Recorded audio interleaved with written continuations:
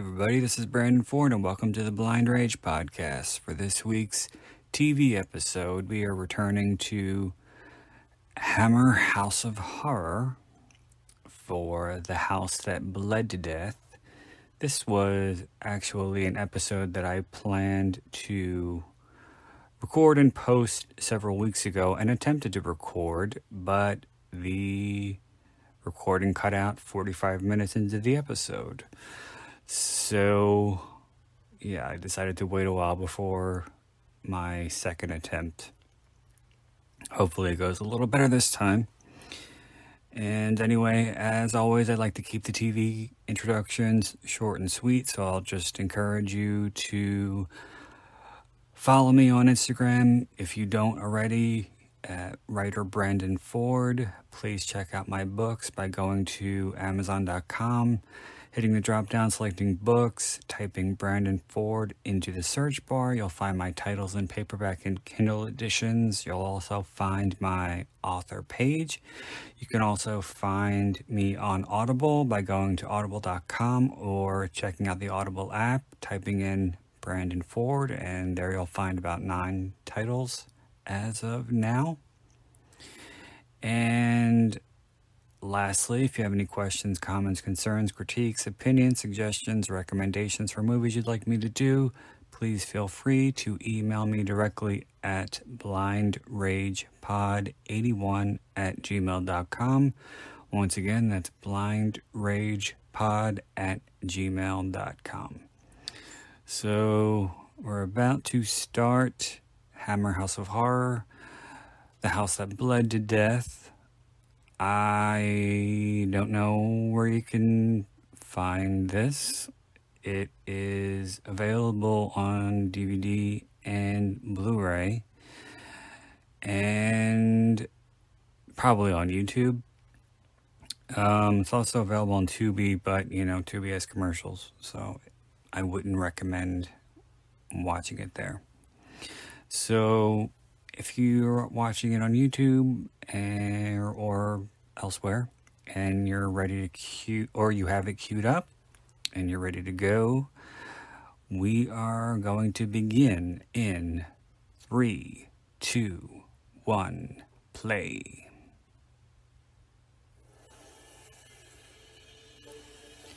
All right, this opening sequence that's about to come up that kind of sets everything up for what the audience is supposed to believe is a haunted house. I never quite understood.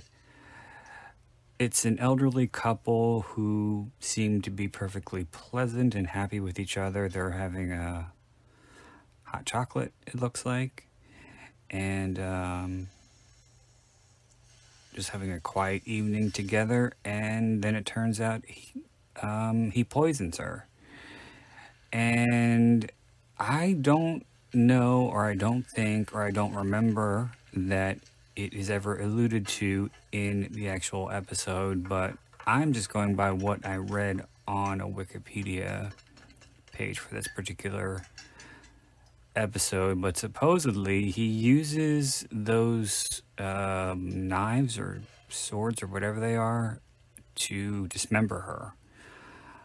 But once again, I don't remember that being mentioned in the episode. But nevertheless, they were his twin swords, and he had a tremendous amount of pride in them because he hung them on the wall.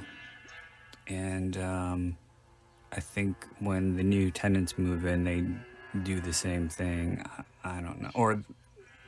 And why exactly if he did use these knives or swords or whatever they are to dismember his wife, why would they be left behind in the house? And spoiler alert, this whole thing is a giant ruse. So it's possible that William, he's not even really the husband. I'm spoiling the whole thing already. But he's not even really the husband. Maybe he got replicas. I don't know, but they do reappear in the house after he and I think her name's Emma and Sophie move in. If it's um, if it's an English show or a movie, it's almost a guarantee that there's going to be a character named Sophie if there's female characters. I don't know what that is. But the English like the name Sophie and Darren. Not that I'm against either name, but it's just an observation. So,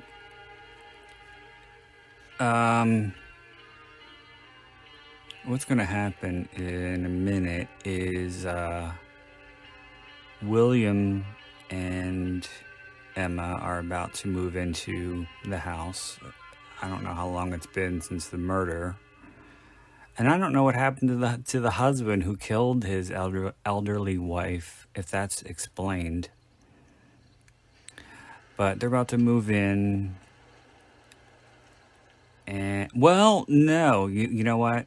You do find out, there is a scene later in the episode where William has a conversation with the realtor, and the realtor comes clean about what went on in the house. There we are. 42 Coleman Road. There he is. There's no sale board up. Word's been on the market quite a while. So I don't It's rather tricky on these older properties. understand. Well, Wait a minute. beggars can't be choosers. So I think you'll do very well. he, Shall we go inside? I don't get it, because things start to happen, psychic phenomena, or what you're led to believe is psychic phenomena, starts to happen It won't be long. We're just going to go in the house and early on, Right. and we come to find that it's William who's behind the whole thing, and That's all right. I don't mind. It's not surprising. Emma doesn't know anything about it, and he never tells her anything about it because he wants her reaction to be believable, especially if something happens in front of other people. Well, now we'll just check the particulars. But I don't know. I don't get it. But I think one of the first things that happens is the gas goes on, and you see the knobs moving on their own. And if this is Williams doing, and I think he's there when it happens. I don't know. I don't remember. I hope you'll be very happy. But yeah, there's for sure some holes in the plot in this one. But this is definitely supposed to be a comment on the Amityville Horror, not the movie itself, but George and Helen Lutz themselves, because there has been so much speculation over the course of the past 40 plus years that the whole thing was a hoax and that they just did it for money, which is what I believe, especially since so many people have moved in and out of that house over the years, and everybody claims nothing happened. They experienced no psychic phenomena, nothing. But then there are other people who claim that the house has been exorcised. So I don't know. I'm on the fence when it comes to the supernatural. I can't say whether I believe one way or the other. I think it's something that I will have to experience firsthand before I'm able to say whether I believe. But so far, nothing that I recognize as supernatural has happened to me. So I guess I'm a skeptic at this point. I've never heard a cat make a noise like that in my life. It's so weird.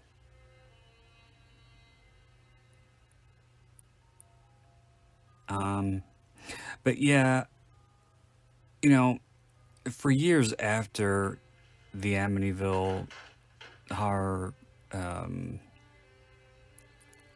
case, I guess, happened, George and Helen Lutz have gone on like every single show that would have them and spoke about, you know, how traumatized they were and how horrifying it was and how they moved across the country to get away from it. Yet they capitalized on this trauma by not only selling the rights to their story for a movie, but they also wrote more books. For those of you who don't know, and I was one of those people who didn't know for a while, but there are sequels to the Amityville Horror books. And these are not sequels that follow the same story that the movies do. These are supposed to be Someone's got a vivid imagination, haven't they? these are supposed to be God alone knows what you've done to the gas as well. It's leaking all over the bedroom. they're supposed to be stories, or it's supposed to be a fictionalized account of what happened to George and Helen Lutz as well as the children after they left the house in Amityville. And I think there's There's nothing. No gas. Nothing. ac- I know there was. It was nothing. according to Tom. what I read or something, I think, including the first Amityville Horror book, there's 4 books in total. And you know, this all just is weird to me because like she's saying that she couldn't get the gas to stop, and she's kind of hysterical in front of William. And is this for the benefit of the little girl? Because Live just across the road. there's nobody else there. Who is she performing for? And I would find it impossible not to break if Come through into the kitchen. I was in on something with someone Terrible mess, I'm afraid. and it was just the two of us communicating with each other and we both know what's what. And yet she's trying to say I couldn't get it to stop. And also, but keep in mind, the knobs were moving by themselves. And she said there was gas all over the bedroom. And then he comes back in and said there's no gas, there's no nothing. William Peters. Hello, Gina. So, You don't think I'm butting in? I don't know. And this is Joan, who lives across the street. She's a neighbor.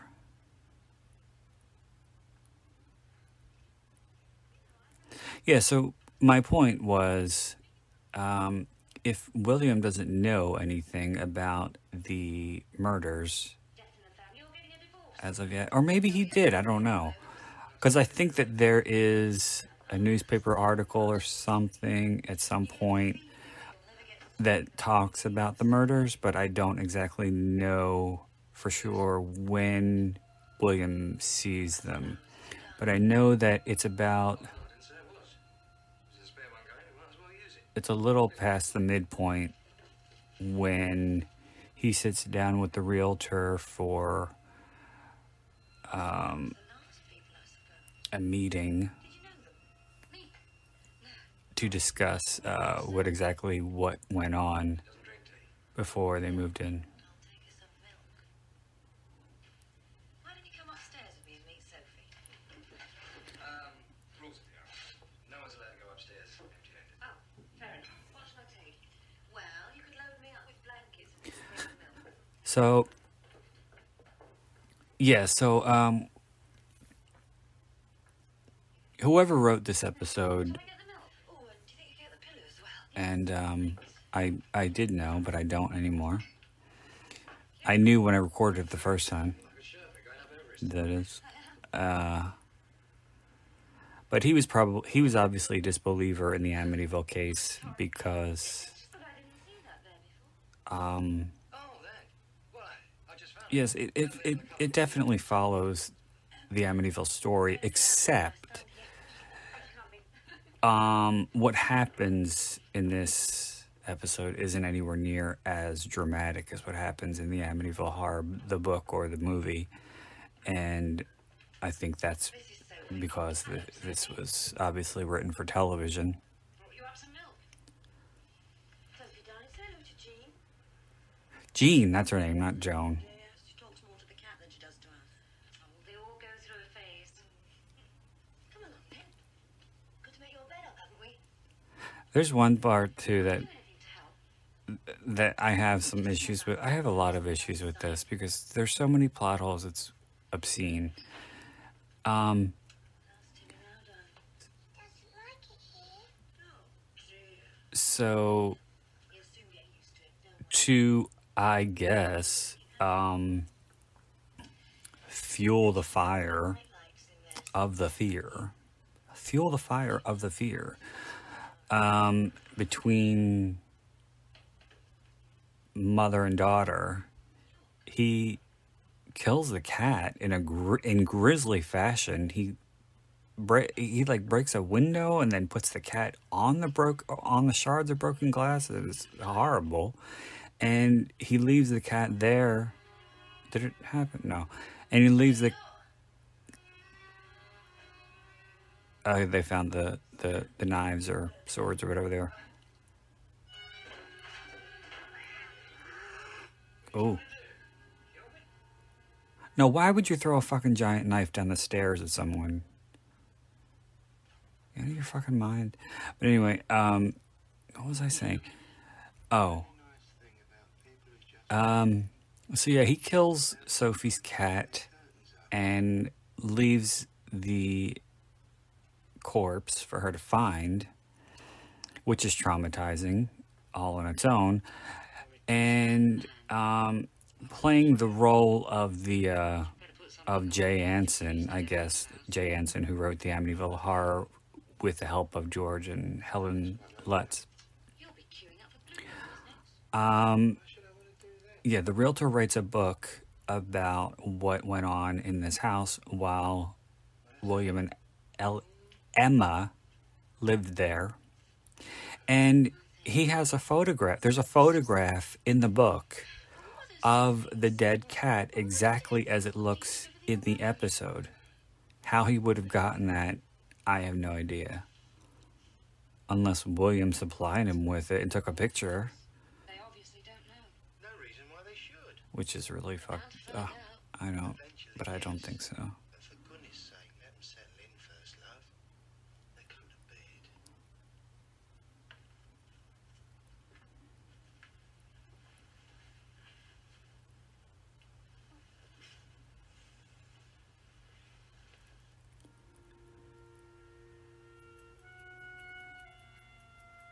So yeah, all these,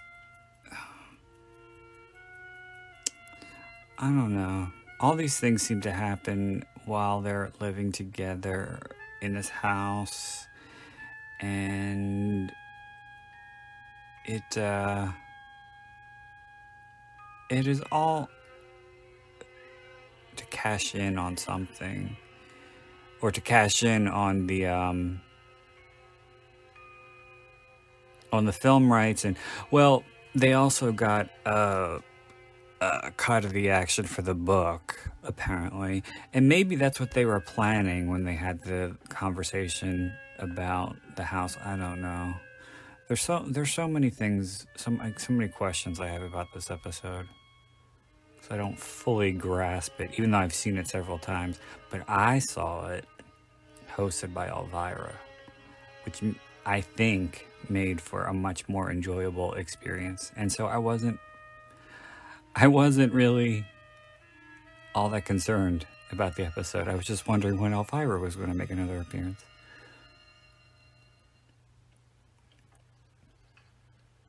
But yeah, this was one of the Thriller video episodes that, this was, along with Witching Time, a commentary that I did a while back.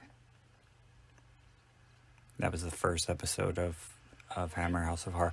This was episode 5.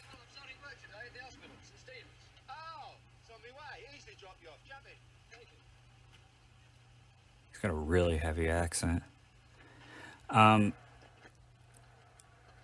Being that there's only 13 episodes of Hammer House of Horror, I should have just done them all in sequential order, but especially since I insisted upon myself that I do Witching Time first, being that it's the first episode.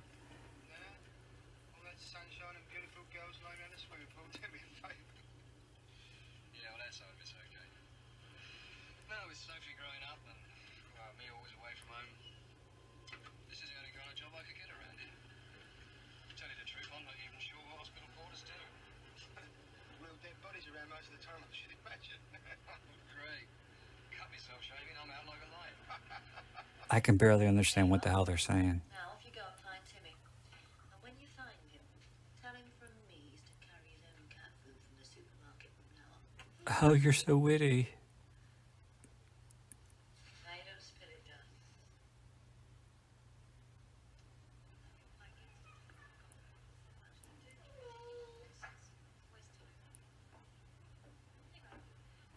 I think this is when she finds the cat dead, which means that William murdered the cat before he left for work because he's a sociopath. And by the way, Sophie is not in on anything. And why would she be? Because she's like 6 or 7. I don't know how old she's supposed to be.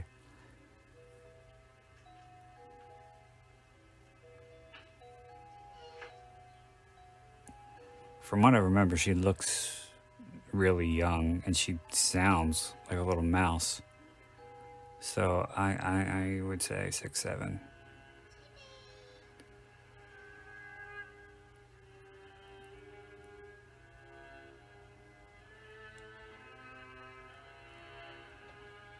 There's a moment that's coming up soon that I want to talk about.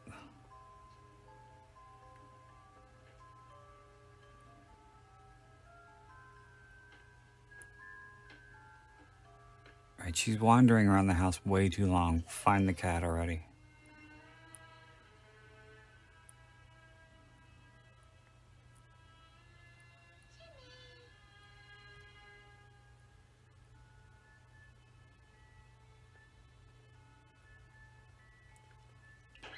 Oh.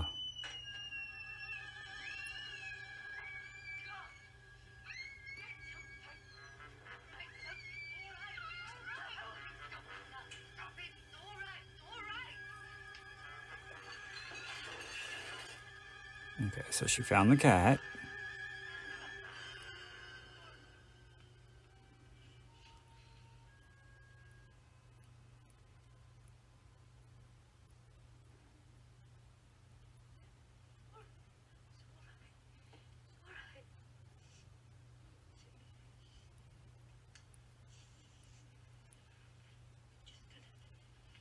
Stay in Mummy's bed. Mummy, look after each other, okay?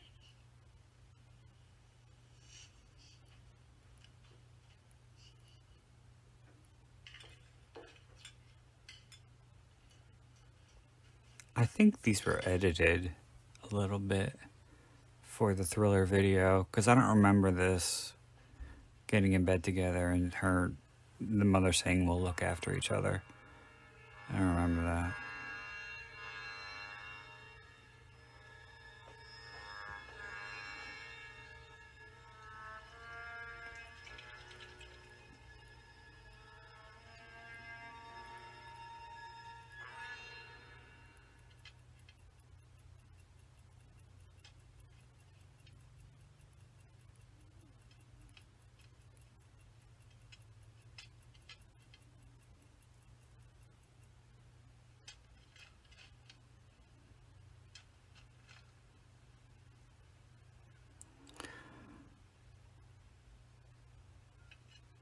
Oh, so he's burying the cat in the yard and she sees through the window, I think.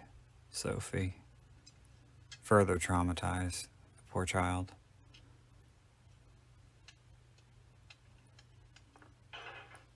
Stupid cat.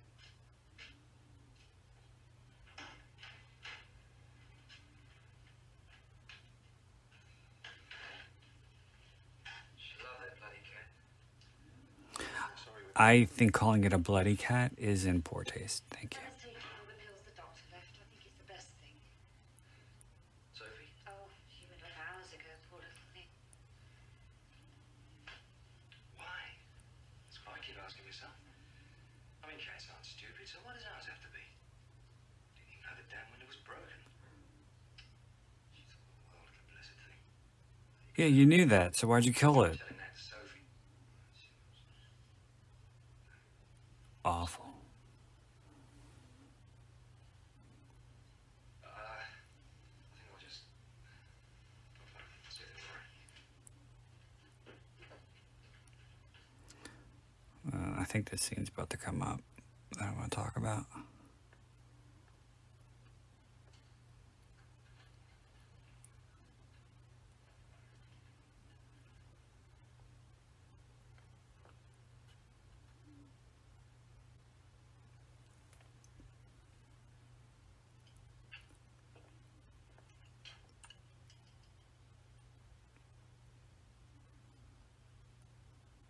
This does drag a bit. Suppose I better run him in the morning. Couldn't he take the day off? Says not. They could both do with a good night's sleep, if you ask me. Oh, okay, yep. Here it is. It's about to come.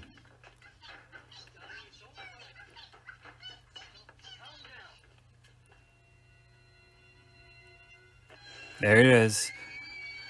There's a picture.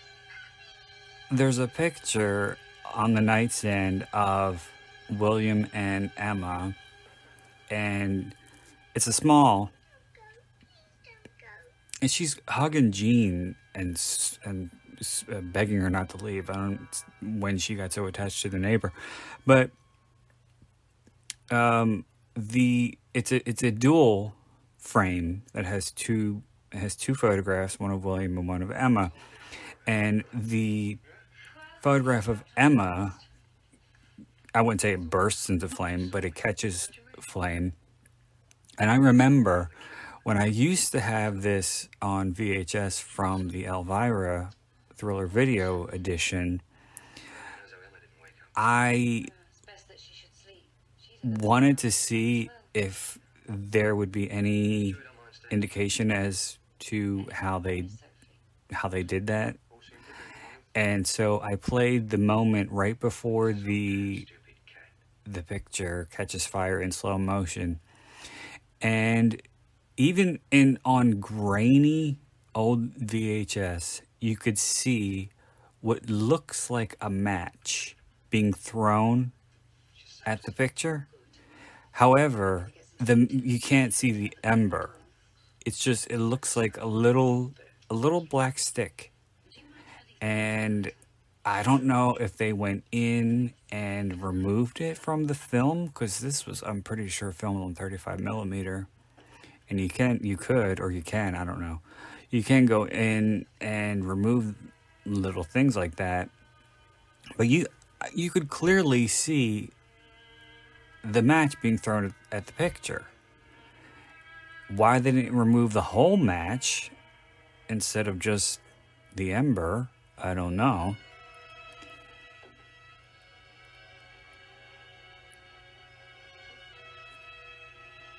But yeah, so that was a little flub on their part.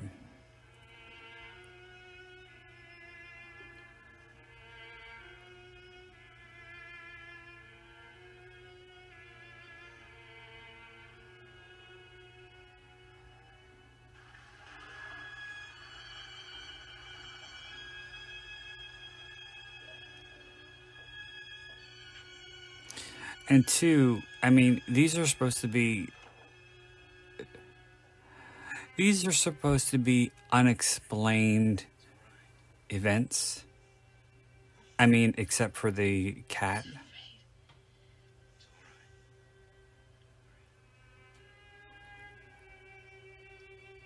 So what we're led to believe is that William is behind the whole thing. He's behind the gas, he's behind the dead cat, he's behind the picture so far.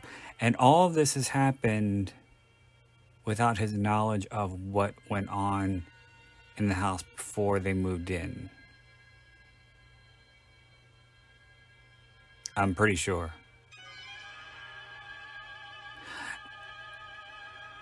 And here, this I can buy him doing. But I think what she sees, because Jean, they wouldn't allow Jean to leave, or Sophie wouldn't. But I can buy this, because Jean woke up to find the yarn and knitting needles that belonged to the wife, and I think it was the false teeth or the dentures in a glass that belonged to the husband on the other side of her. So sure, okay, William could have put those there while she was asleep. After that. Screamed, and I suppose I must have fainted. And when you came round, You fainted because you saw a ball of yarn and some teeth. no, I didn't see anything. And you didn't see anything. What are you saying that I made this up? No, I don't know what I'm saying. And I'm trying to make some kind of sense out of all this. Oh, the cat. You got caught on the broken glass. Oh, the blood. I mean, there was blood and those sword things. There's blood on the knives. I don't remember that. Oh, no. Please, Jean, I didn't You're mean to make... saying that I imagined all this? I don't know what you saw. I believe that you thought you saw it. Only Emma and I didn't. Maybe that's what it was, and maybe I just made up the teeth. Maybe I'm not remembering correctly, but Like a life together. All our money's in it. Somehow we've got to be able to live there. Emma and I have got to believe that it's all right. Emmer. Her name is Emma. He called her Emmer. There's no alternative. William's right, Jean. Got to make it work for us somehow. Emmer and To I. do that, we're going to need your help. Promise us that you'll never breathe a word about this to anyone. It doesn't matter whether you're right or we're right, but just a hint that anything's wrong, and suddenly people are going to remember that murder. Well, he does know about the murder, and You won't even stand a chance. isn't that what he wants? All right.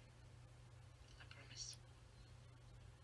Wasn't that the whole point of this? You can count on us. Darling, it's late. What about Sophie? Oh, she can stay here for the night. Thanks, George.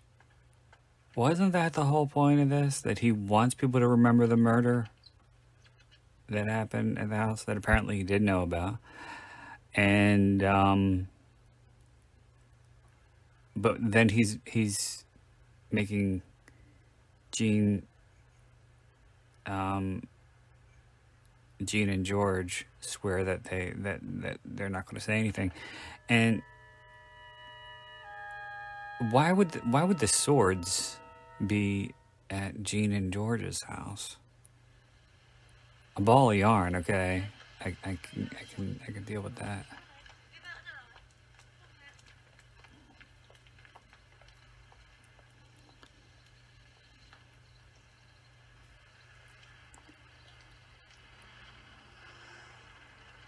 Hello, Sophie. Oh my god. We've been so busy with the house. It's looking lovely. Still a long way to go yet, I'm afraid. We've been meaning to ask you both over, but, well, William's been on nights a lot. We're just off to the shops. I'll walk with you. Lovely. How's George? Oh, he's very well. I must get something for George for supper. Maybe I'll get liver. He likes that.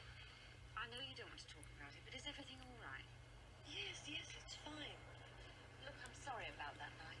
Oh, if it's us, I should say sorry. Thank you. You look tired. Oh, I'm all right.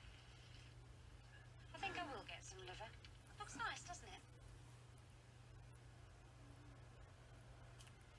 What is it? Mummy. Oh, it's all right, darling. It's all right. I'm all right, really.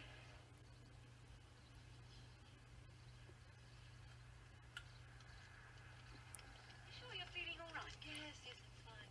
I don't know what came over. Okay, so he sees them coming back. He's outside painting the window frame or whatever. So he goes in the house. He puts a severed hand in the refrigerator. And he comes out That's what you want. with a cup of tea. Let's give it a shot. And we're supposed to believe that's what he did. That's what, he went in the house to get a cup of tea. He says, oh, I just made tea. Come and have some.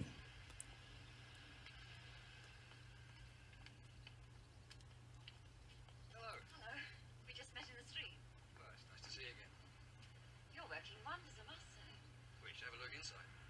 I've just made some tea. Would you like some? Yes, why not? Come on in. Thanks.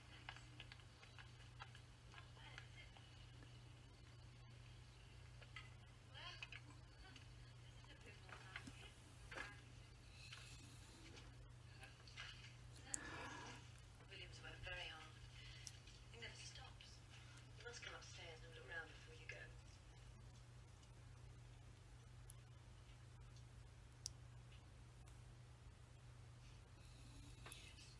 Perhaps we're superstitious after all.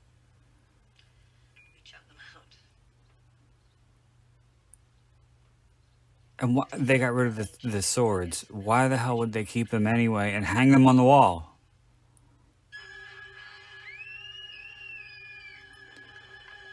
All right, so Sophie finds a dismembered hand, bloody and on a little dish.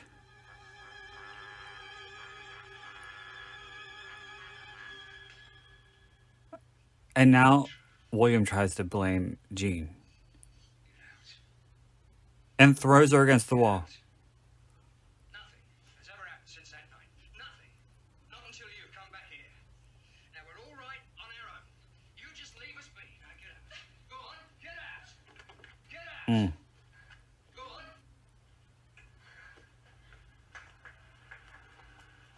Now, why the fuck didn't the husband come over there and kick his ass?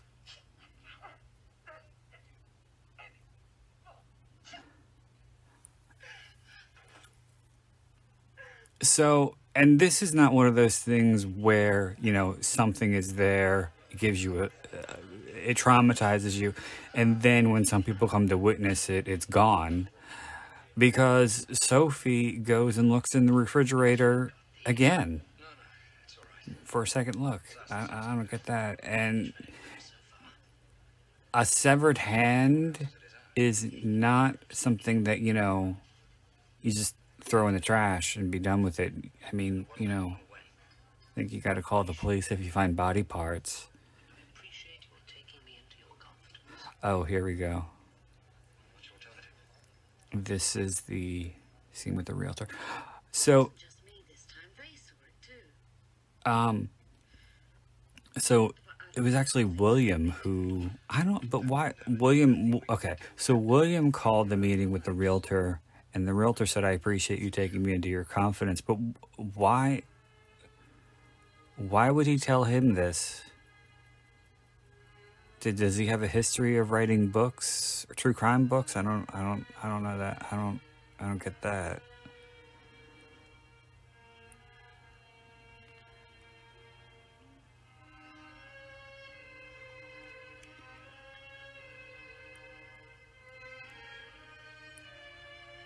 I think we are about to have another scare because we have the music slowly swelling towards something.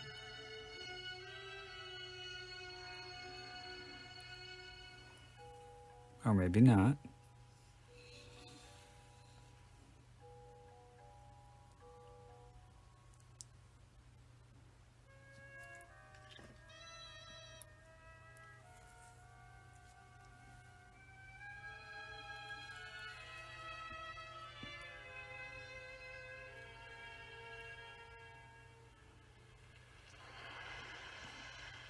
This is the birthday party. Hello there. Yes. Okay, so this is the birthday party scene, and there's going to be a moment during the party where there's something wrong with the plumbing, and there's an overhead pipe that detaches from itself and moves on its own and spews blood on the party, or what we're supposed to believe is blood. And that's again something how I don't know how somebody would be able to do that. That is something again that William is hoping to be unexplained psychic phenomena, I suppose. And this really sort of is unexplained phenomena. I don't know if it's psychic or paranormal, but it's unexplained as far as how the hell he did it. But I read in the Wikipedia entry, I believe, for this series that the blood jetting out of the pipe onto the birthday party is one of the most terrifying moments on British television or something. 50 most terrifying moments, because they had some sort of special or something. And if that's one of the most terrifying moments on British television, then okay.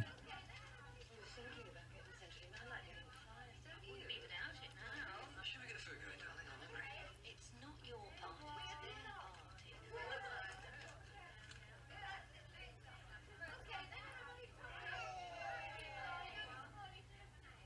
And now Sophie has Who did it? the sword. Big joke, does anyone think they're playing? Which one of you gave Sophie that as a present? Which one of you? Get out of it. Go on, get out. Go on, all of you. Okay, that was a bit much. How could anyone? Darling, look, it's just a rusty old sword. Now, Sophie's all right, aren't you, darling?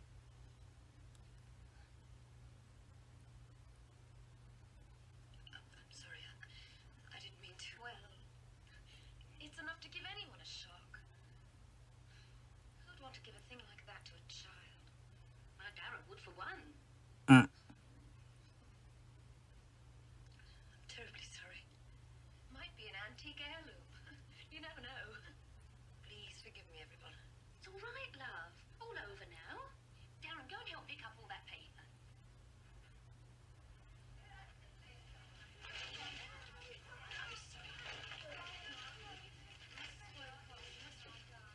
I'll go and put the kettle on. No, really, it's all right. You stay there.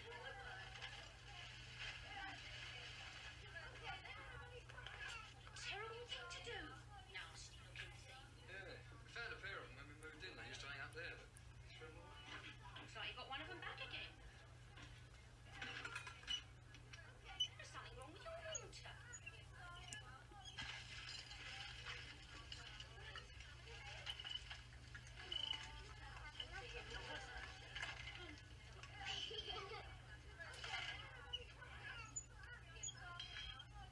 A plumber by any chance? Do I look like one? They were upstairs over in the tank. the water tanks are upstairs in the UK.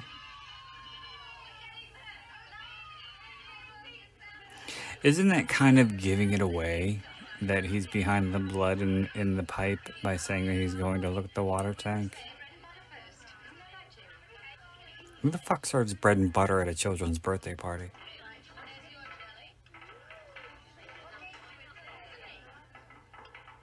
What's that? Your old man. He's trying to fix the water. It's gone off. You have to wait for tea. Do you want some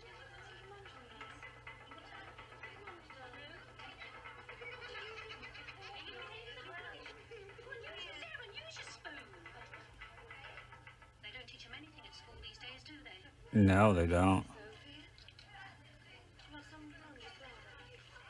No? You've got jelly over there, got some more. Everybody got enough over there? You got enough to eat? You look a bit sick. You'll have to wait, dear.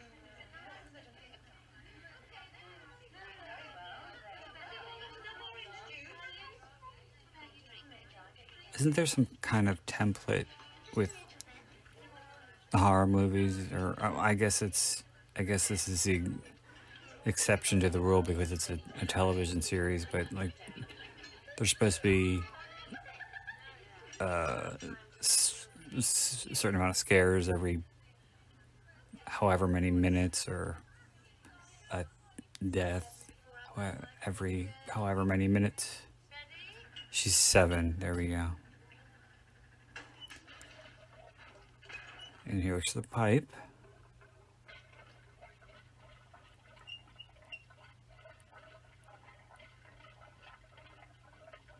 It detaches by itself.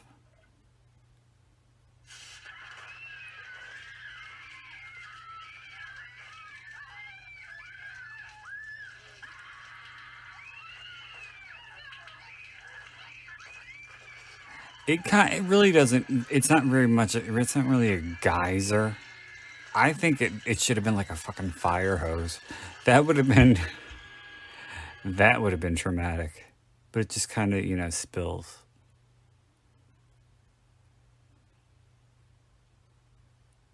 It should have been like a Peter Jackson movie.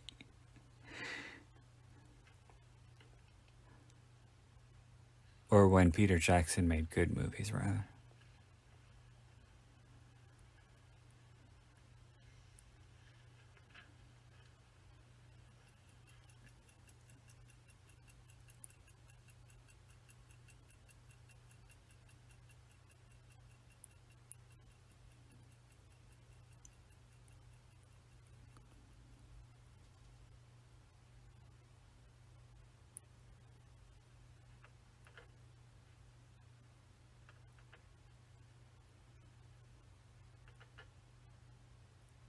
And what the hell is that?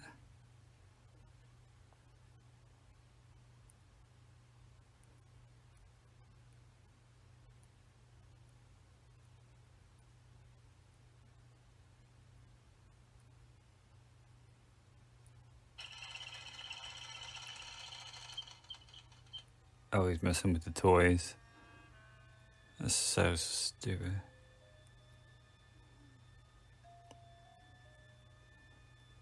Now, are we supposed to believe that the toys are haunted or something?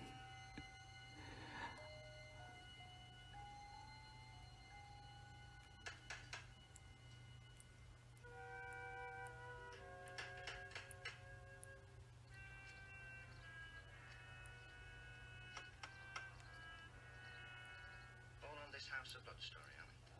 What do you make of it? Rubbish so far. Have you managed to talk to anybody yet? Very few of the mothers are at the party. They're either hysterical or the husband's worn you off. There has to be a story there somewhere. You staying down the road? Yes. You have a drink? Gin and tonic.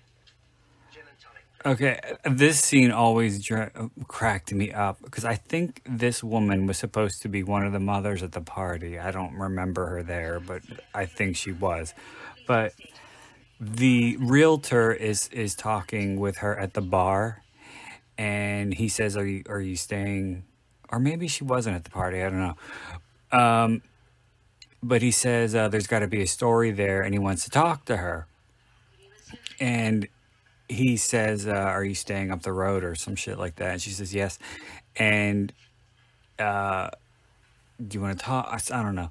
But as soon as he says, "Do you want to have it? Will you have a drink?" You see this look on her face, like she lights up, like she's about to get laid, and it's for the first time in decades. Like she can barely fucking contain herself. She goes, "Gin and tonic."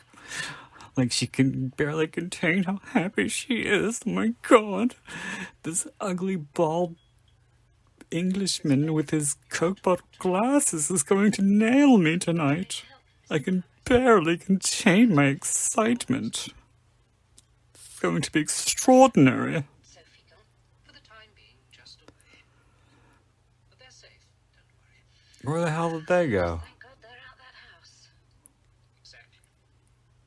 The house. I believe you knew the Johnsons. The man who murdered his wife. Oh. Only very slightly. Well, then perhaps you can help me to help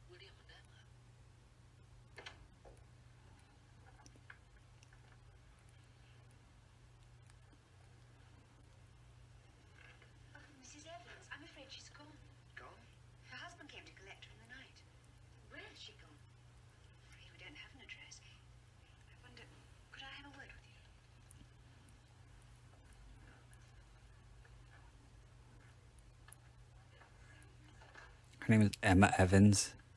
I don't like that. Embarrassing after all the terrible things that have happened. But how well did you know the Peters? Oh, the Peters. When they first moved in.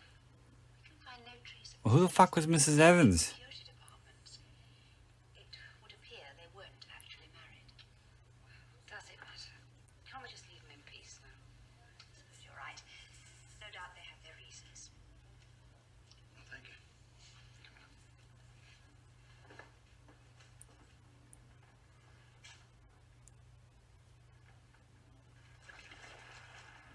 Okay, now this is some years later, and they're supposed to be in California, which looks like a very gloomy English California. Doesn't look at all like the Sunshine State.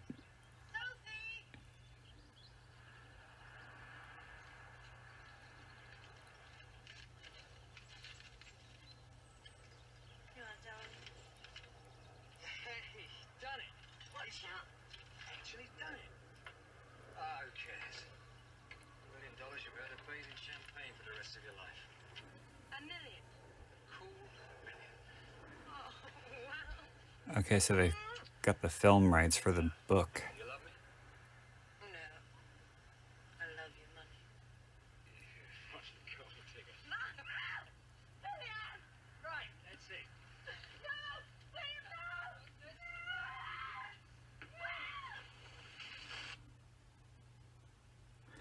Okay, so now Sophie just happens upon a little older Sophie, by the way. She just happens upon the book, which is, you know, I think the book is called The House That Bled to Death. I think, I don't know. But this is like, you know, supposed to be the Amityville Horror book, and she apparently reads it all in one sitting. Either that, or she just, you know, sees the picture of the cat in the book, and it sets her off.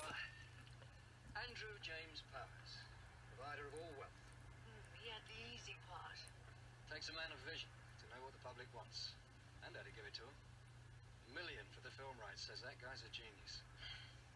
And who did all the work? Who set it up for him in the first place? I just wish you knew how really frightened I was sometimes. Never knowing what was going to happen. Well, if you'd have known what I was going to do all the time, you'd never have fooled anybody, would you? And you were for real, believe me. Now we're for real, aren't we? Didn't know that when he hired you, did you? Poor unmarried mum with nowhere to go. Oh, I forgot that. Proving. So she was hired. I forgot that.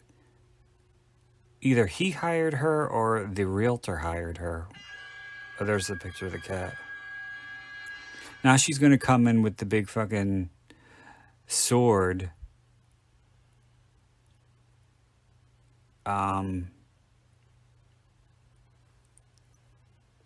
Where she got that, I don't know.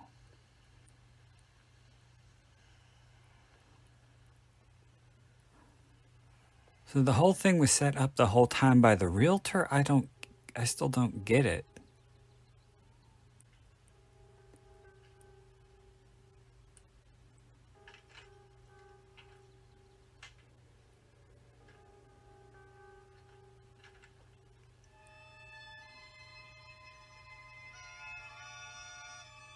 What the hell was that?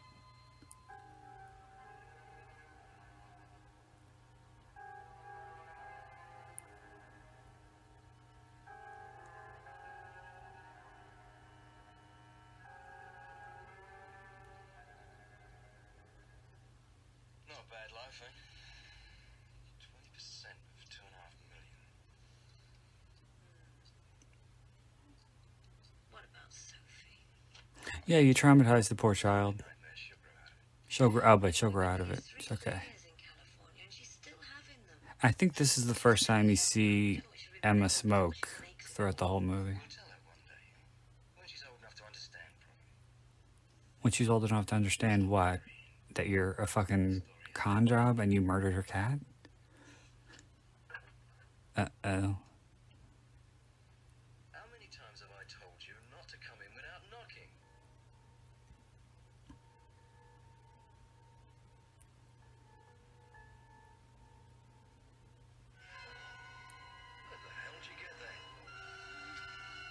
Mm.